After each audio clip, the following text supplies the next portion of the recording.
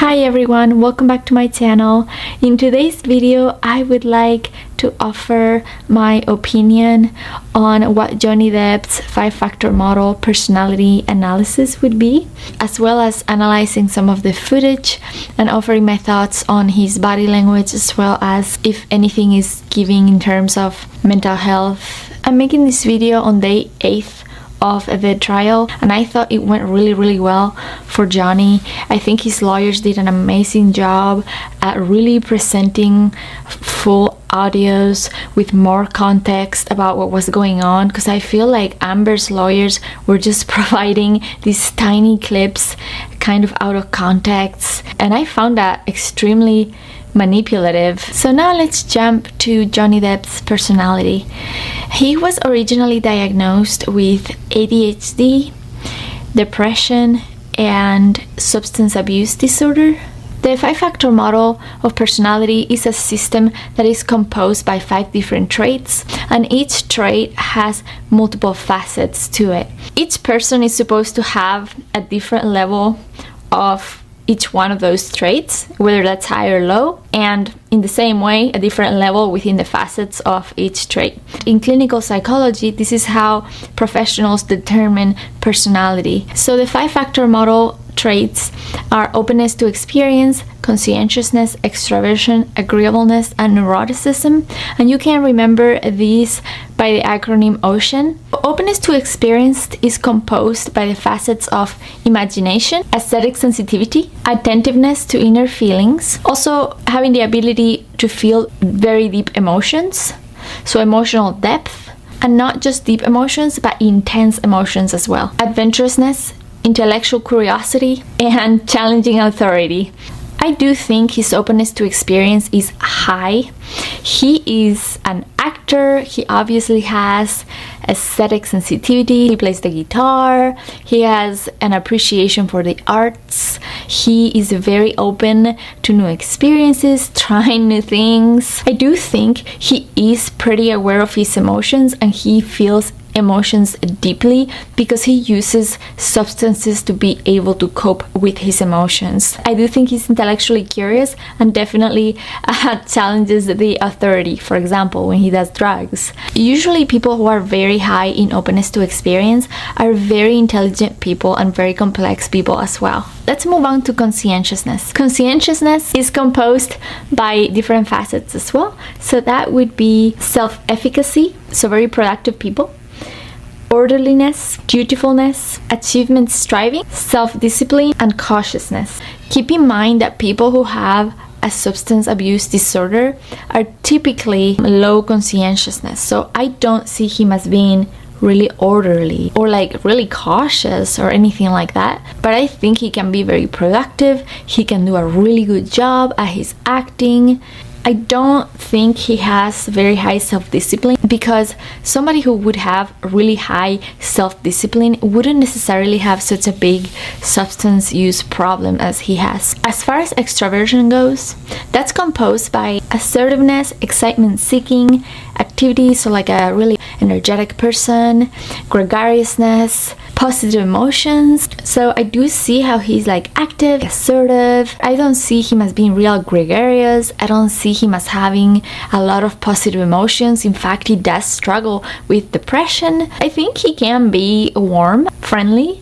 You have to keep in mind he's a super famous actor and does really well in social situations as well. Obviously, if he was an extreme like introvert, would be very worn out by all these constant interactions. So I would think his extraversion is probably medium.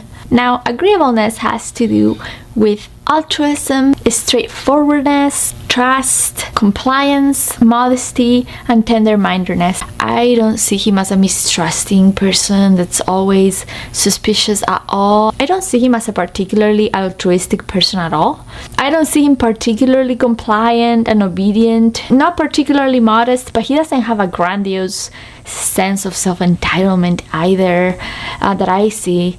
So I do think he's just at a medium level as far as agreeableness goes. And lastly, neuroticism. That has to do with feelings of anxiety, anger, hostility, depression, self-consciousness, impulsiveness, and vulnerability.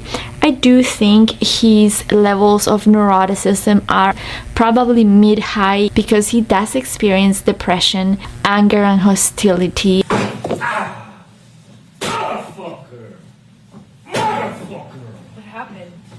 I don't see him as real self-conscious. I would say neuroticism is mid to high. And a lot of people who have experienced trauma, childhood trauma, their neuroticism can be high and they're left with anxiety or generalized anxiety disorder, social anxiety, and these type of things. Those are people that are in the cluster C of personality. They're not real toxic, but they've been left with some damage from their childhood. And I do see him as having some of those cluster C traits. And I'm thinking specifically about dependent personality. So as the evidence has shown, we can see that he has struggled with drinking, with opioids, just a drug addiction as well as a drinking problem, so substance use in general. And I don't think that that means that he's a physically abusive person at all. Substances affect people differently, and like he did mention, opioids make you really, really relaxed, really sleepy. I think that substance abuse problem has more to do with him abusing his body and abusing himself rather than him abusing someone else. And in fact, his ex-wife, Vanessa Paradis, she said that he had never been violent to her in all the years that she's known him. Usually, substance abuse disorder is linked to borderline personality, to antisocial personality, but I do not see any of that in him. In fact, I don't really see cluster B personality pathology in him. If anything, I do see some features of a dependent personality. People who have this personality disorder, they have also experienced childhood trauma, and some of the criteria are that the person with dependent personality experiences feeling of sadness when they are alone, and I do wonder if that's the reason why he's stuck with Amber for so long. They also have the inability to manage their daily activities without help from others. This is a particularly unique context because, as you know, all celebrities and really, really famous actors and people have assistants. They have people that take care of their home, their bills, and just anything and everything in their lives. And so I don't think he's incapable of taking care of his life duties without help. However, those life duties are probably a lot more complex than a simple person like me that don't need an assistant or a manager or anything like that. They also experience fear of expressing their opinion due to fear of loss or a lack of support by the other person. And I definitely see this in Johnny. Every time they had an argument, he seemed to lock himself in a room and not try to really express a lot of what he was feeling. For example, when we were on the road, when you're traveling from, if you're on a press tour, or if you're making a film and you're staying in hotels or this or that,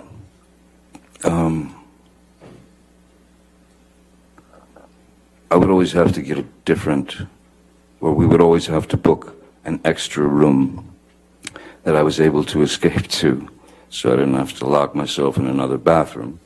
To be completely fair, I don't know that he did that in other past relationships that weren't as abusive, because if I was with an abusive person like Amber, I also would not share my emotions, and I don't think it would be from personality pathology, but because of how abusive and toxic and dangerous, even physically dangerous she is, that it just makes you really scared and to just not want to try because you know it's not gonna work.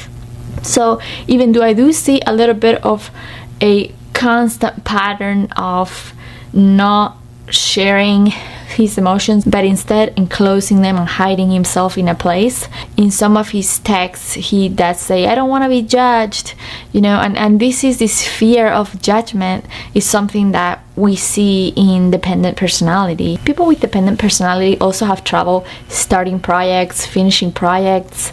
I don't see this in him. He's pretty good at fulfilling his job requirements.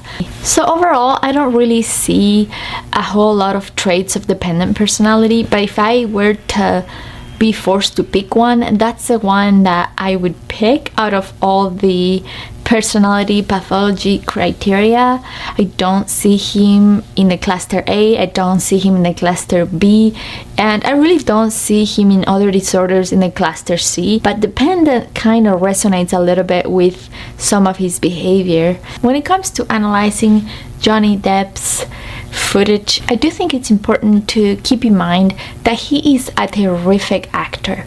And so something I found interesting is that even though in general, if you've seen him in interviews before, his demeanor is kind of slow. You know, he has this really slower pace in general, but I noticed not as much as the first days of that trial. I find it a little bit theatrical, just the way in which for the first few days he was actually taking his very sweet time to answer every question, and he was thinking about it really hard, and he was just really slow and like very genuinely trying to remember everything. And I do think his pace of speaking was a bit slower than usual. I do think that was intentional, just trying to portray this image of calmness, trying to be very careful about his words. And then on day 7, I think it was, his demeanor changed, especially when talking to Amber's lawyer, and he appeared more like Jack Sparrow than Johnny Depp, and taking the situation with a little bit of humor. Mr. Depp. Yes. Let's let him object to another one. Had a conversation with Ms. Heard.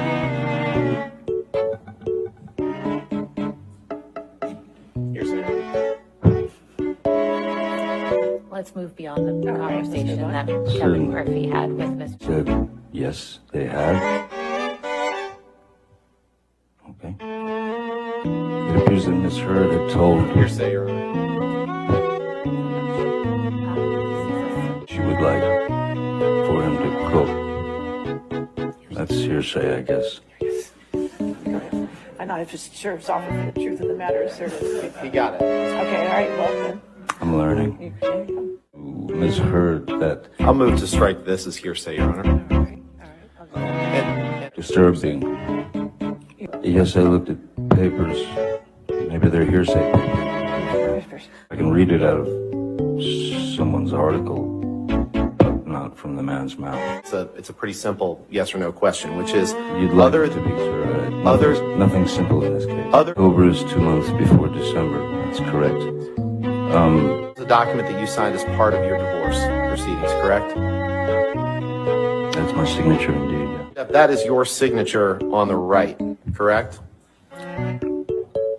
Yes, it is. This is the document you signed, right? For the third time, that is my signature, yes. And that was a document you signed in August of 2016, correct? Is that the same one that I signed 3 times before? Yes, Yeah. that's the Well, I wanted to make clear that you signed Make it that in clear. the summer of Paul Bettany, correct? Again. Okay. So you were drinking pretty heavily. Were you there? Very ugly situation with Amber. So Mr. I Depp, doubled up with the, respect, trying to respect the court's time and the jury's time, that was not my question. My question was I simply, understand. When you would take agree, 5 minutes to look for a you would agree, document. you would agree that on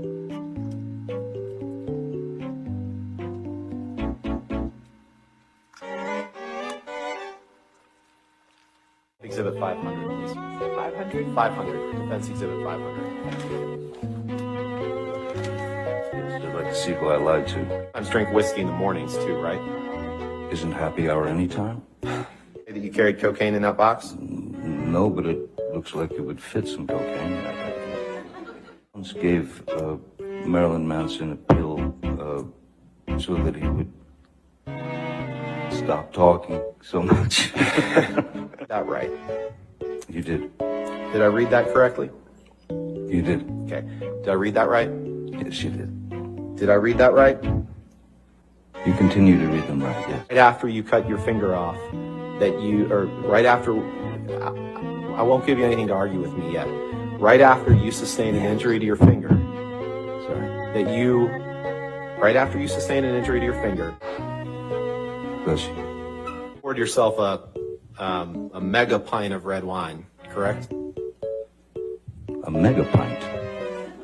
Yeah. Fast forward in time a little bit, Mr. Depp. Yes, I can feel it. I have other uses for your throat which do not include injury. I have other uses for your throat which do not include injury. Sorry, could you read that again? Maybe if his intent was to earn the public, he did just that, because YouTube was filled with videos of people saying how funny he was that day and how they loved it. And honestly, I gotta say, I thought that was pretty hilarious. But it's important to remember that he is an actor, and so he might have done that on purpose to gain people's side. There's a point when he's talking about the process of getting sober, and he's explaining how he had these tremors, and I do think that although that is true, that he was trying to gain people's sympathy. And also you can see how he builds his character. And I'd been off of alcohol, I'd been off of drugs, everything, except for the medication. It breaks you down. The constant haranguing breaks you down. And, you know, there's a part of you that says, listen, if I'm going to be accused of this, might as well just do it. But it never exceeded, it never, my substance abuse or use, the alcohol that I used or drank was, again, purely, it's that little boy who didn't want to hear or didn't want to feel the pain of his mother turning him into some kind of ball of insecurity and pain.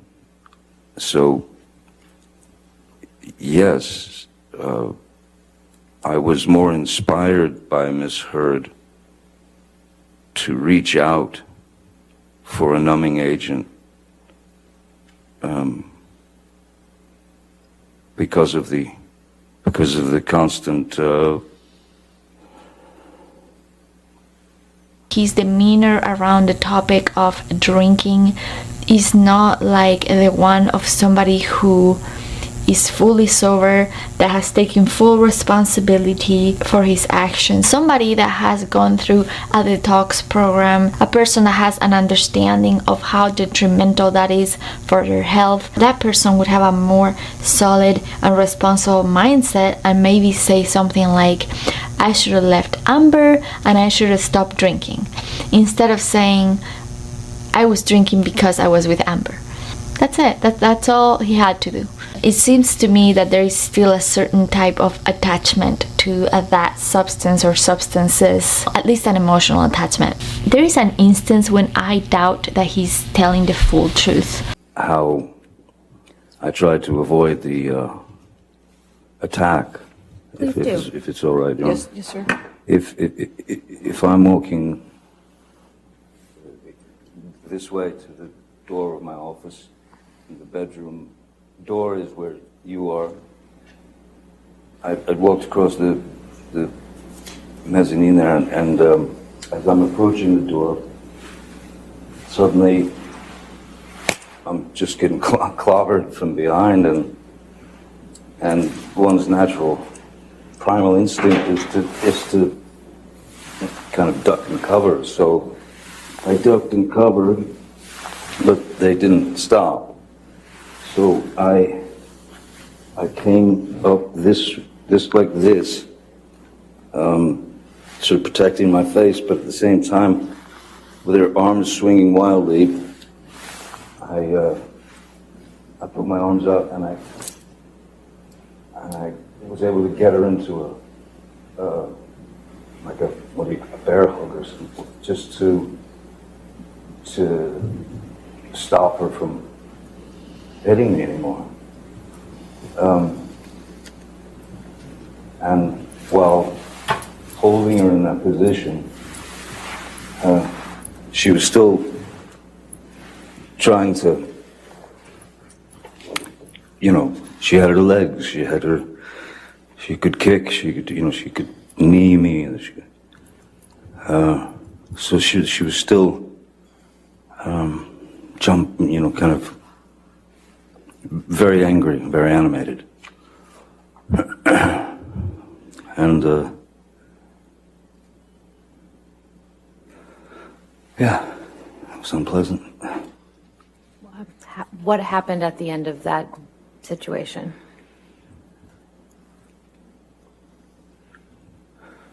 Because of the grabbing of the arms and holding them to her side so that I didn't receive any more blows,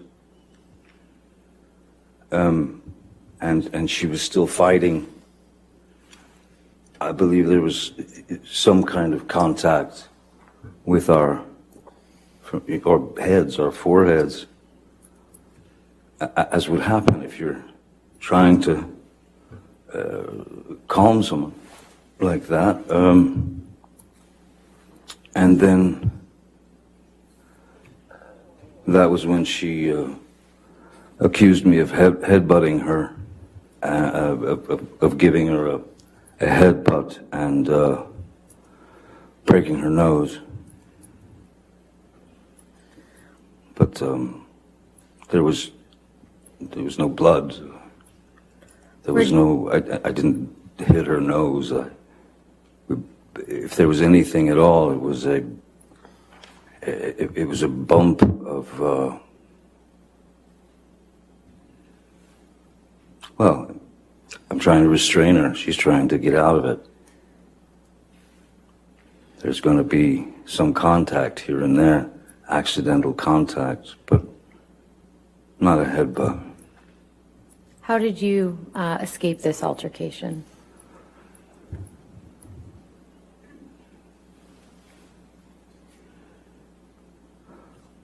After she'd made the remark about the fact that I headbutted her, which was just impossible. So first of all, when we are in the midst of an argument, the emotions are intense. I don't think you can remember with so much clarity how things happened or like what movements I made exactly, just because you can remember some of that, but you can't probably remember every little detail. And he's telling this narrative with a lot of expressiveness and a lot of gestures and just kind of trying to sell you a story. But something to keep in mind is that when a person is telling the truth and they think in their mind that they're going to be judged and that no one is going to believe them, that person subconsciously tends to show signs of deception just because of that.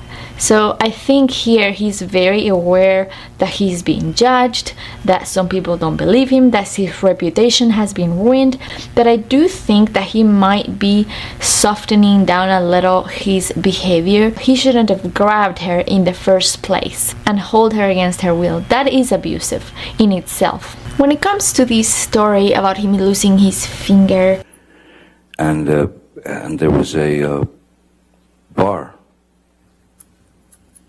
and I was a mess. I was a wreck. I was shaking, and I just didn't understand why all this was happening.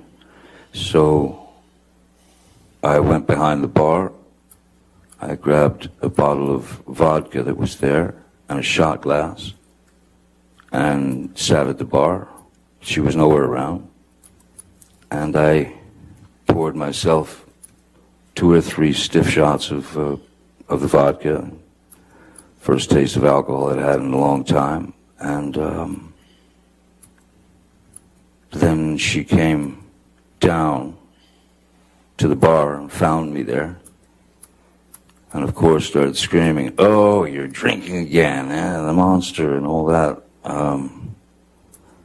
So she walked up to me and reached and grabbed the bottle of vodka, and then just kind of stood back and then hurled it at me, and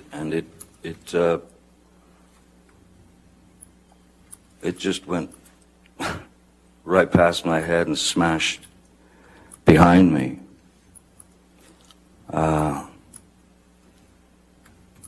So I stood up and I walked behind the bar, and there was a larger bottle of vodka, the kind with the handle, on it. I grabbed that and I went and I sat in my seat again. I opened the bottle and I poured myself a shot and drank it. Miss Heard was flinging insults left, right, and center, and she then grabbed that bottle and threw that at me. And the way that the bar was situated and where Miss Heard was, so if I could show you, so if this is the bar where the glass was and the bottles, if this was the bar and I'm sitting here like this, she would grab the bottle and she would go there. She went there. And so I was leaning like this in the chair, looking at her. First bottle went, then got the other bottle, shot, takes the second bottle, which was the larger one. I'm in this position again, and my hand is on the edge of the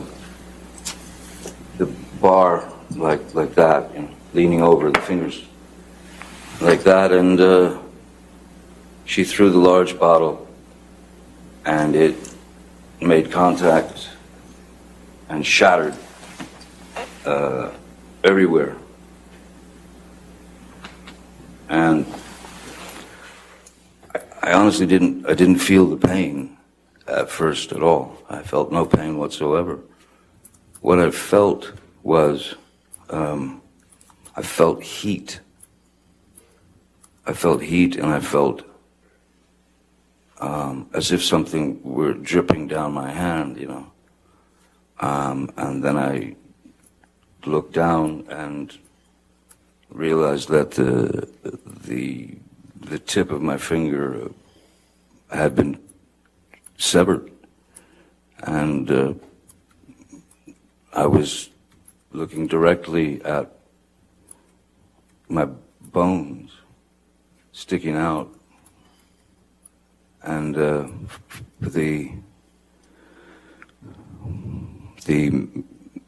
meaty portion of the inside of your finger, and blood was just pouring out. And at that point, I think that I went into some sort of, I don't know what a nervous breakdown feels like, but that's probably the closest that I've ever been. Nothing made sense. What's interesting is that when he went to the ER after his finger was chopped off, he told the ER doctor that he had gotten caught in one of those foldable doors. And interestingly enough, a lot of people who are being physically abused, that are verbally abused or are suffering different kinds of abuse, they can be very protective of their abuser. And I think in this instance, he was very protective of Amber and didn't want to share the full truth. Whether that's due to embarrassment, it could have been due to embarrassment, it could have been due to fear of her reaction. So that's usually the biggest cause for the victim protecting an abuser, is the absolute terror that they experience when they think about the reaction of the abuser if they find out. Another thing is that years ago, when he testified originally about how he had lost his finger, he actually told the exact same story in almost the exact same way. And if you look at his face when he says it, you know how he randomly smiles? That's just part of his demeanor that he has always at all times. He just randomly will smile for like a second.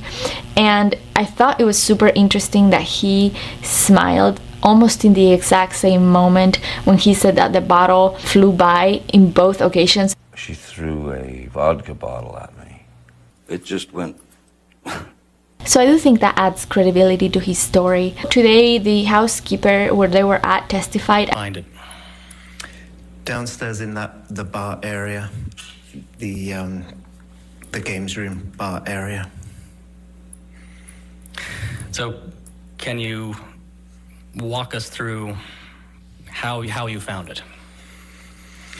Yes, so I walked down the stairs. I mean, there was a bit of damage down the steps. That a big chunk had been taken out of the marble staircase. On my way down, with remnants of what looked like a plant pot or something around it, smashed. Walking down into the bar, I could see the damage that Dr. Kipper had told me about. A broken ping pong table sort of collapsed onto the floor, and lots of glass and broken glass and cans strewn around the bar area. And where exactly was the finger in the bar area? Directly below the bar. I mean, the bar was set up like a conventional bar that stuck out from a wall. And I did sort of say finally, so what happened? You know, obviously referring to the house. And I mean, she didn't give much explanation, if any. She did say, Ben, have you ever been so angry with someone you just lost it with them? Just because one person is abusive in a relationship does not mean that that person is the single only abuser in it, because most of the time when we see a toxic relationship, a toxic dynamic, both people in the relationship actually do engage into toxic and abusive behavior. This is really common, and so I do think they both have part of guilt, but I definitely think Amber is the most abusive of them both. And an example of this is the audio that was released today on the 8th.